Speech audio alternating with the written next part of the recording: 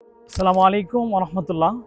প্রিয় দর্শক, আজকে আমি দাঁড়িয়ে আছি পৃথিবীর ইতিহাসের অন্যতম ইতিহাস তায়েফ নগরী।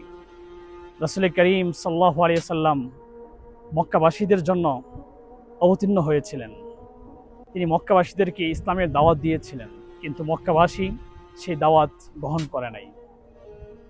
রাসূল করিম সাল্লাল্লাহু আলাইহি সাল্লামের দাওয়াতের ক্রমান্বয়ে প্রায় 10টি বছর মক্কায় দাওয়াত দিয়েছেন, কিন্তু 10 বছরে রাসূল করিম সাল্লাল্লাহু আলাইহি সাল্লামের মাথার উপর যে দুটি ছায়া ছিল, সেই দুটি ছায়া হলো আবু তালেব, রাসূলের প্রিয় চাচা।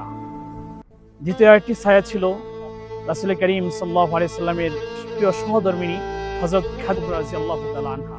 নবুয়তের 10ম বছর এই দুটি ছায়া যখন রাসূলের মাথা থেকে সরে যায়, তখন রাসূল করিম সাল্লাল্লাহু আলাইহি সাল্লামের উপর অত্যাচার এবং নির্যাতনের মাত্রা আরো দ্বিগুণ বেড়ে যায়। রাসূল করিম সাল্লাল্লাহু আলাইহি সাল্লাম চিন্তা করলেন, আমি মক্কা নগরী ছেড়ে আশেপাশে নিরাপদ নগরীতে গিয়ে দ্বীনের দাওয়াত দিতে চাই। সেই পরিপ্রেক্ষিতে রাসূল করিম সাল্লাল্লাহু আলাইহি সাল্লাম তায়েফে আগমন করেন। প্রিয় পালক পুত্র যায়েদ ইবনে হারিসাকে সাথে নিয়ে তিনি তায়েফে আগমন করেন।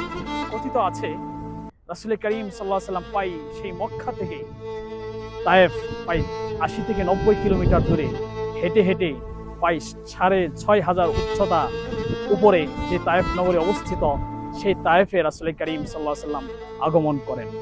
তিনি তায়েফে এসেই সকিফ গোত্রের নেতৃবৃন্দদেরকে দাওয়াত দেন, কিন্তু সকিফ গোত্রের নেতারা রাসূল করিম সাল্লাল্লাহু আলাইহি সাল্লামের বিরুদ্ধে ক্ষিপ্ত হয়ে বাচ্চাদেরকে, শহরের দুষ্ট ছেলেদেরকে রাসূলের ওপর লেলিয়ে দেয়, যার ফলশ্রুতিতে সেই দুষ্ট ছেলেরা রাসূল করিম সাল্লাল্লাহু আলাইহি সাল্লামের উপর পাথর নিক্ষেপ করে। এমন অবস্থা হয়েছে যে এই পাথরের আঘাতে রাসূলের মাথা থেকে রক্ত গড়িয়ে পড়তে পড়তে জুতা মোবারকের পর্যন্ত রক্তে জমাট বেঁধে যায়। সেই পরিস্থিতিও রাসূল করিম সাল্লাল্লাহু আলাইহি সাল্লাম দাওয়াত থেকে ক্ষান্ত হননি। তিনি সেখান থেকে বের হয়ে এক আঙ্গুরের বাগানে গিয়ে বসলেন। সেখানে এক ইহুদি আদ্দাস নামে, যিনি পরের হাতে ইসলাম গ্রহণ করেছেন রাদিয়াল্লাহু তাআলা আনহু, তিনি আঙ্গুর নিয়ে আসেন এবং রাসূলকে আঙ্গুর হাদিয়া দেন। রাসূল আঙ্গুর বিসমিল্লাহ বলে খাওয়া শুরু করেন। এরপর সেই আদ্দাস রাদিয়াল্লাহু তাআলা আনহু তিনি দেখে তিনি ইসলাম গ্রহণ করেন।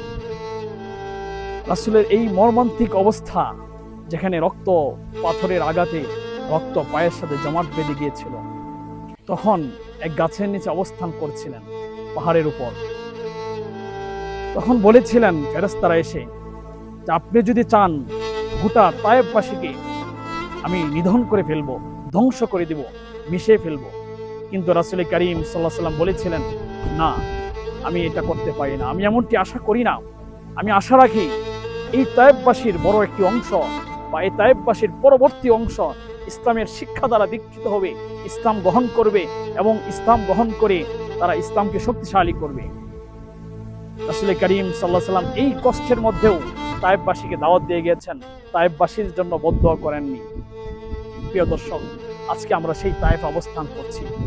আজকে তায়েফের প্রায় 6,500 উচ্চতা ফিটে আমরা যেখানে দাঁড়িয়ে আছি, এখানে আসাটা এতই সহজ নয়, এতই সহজ ছিল না। এত কষ্টের মধ্যেও রাসূল করিম সাল্লাল্লাহু আলাইহি সাল্লাম তার দাওয়াতি মিশন চালিয়ে গিয়েছেন। প্রিয় দর্শক, আজকে আমরা এই তায়েফে রাসূলের সাল্লাল্লাহু আলাইহি সাল্লাম তায়েফে আগমন করা এবং তায়েফ থেকে আমাদের শিক্ষা হলো, আমাদের যেই কষ্ট এবং দুঃখ দুর্দশা এবং যতই আমাদের কষ্ট আমাদের বিপতিত হোক, সব কষ্টের মধ্যেও দ্বীনের দাওয়াত এবং ইসলামের দাওয়াত পৌঁছে দিতে হবে। এটাই রাসূলের করিম সাল্লাল্লাহু আলাইহি সাল্লামের তায়েফ গমনের মূল লক্ষ্য, উদ্দেশ্য। আল্লাহ তাআলা আমাদেরকে শিক্ষা গ্রহণ করার তৌফিক দান করুন, আমিন।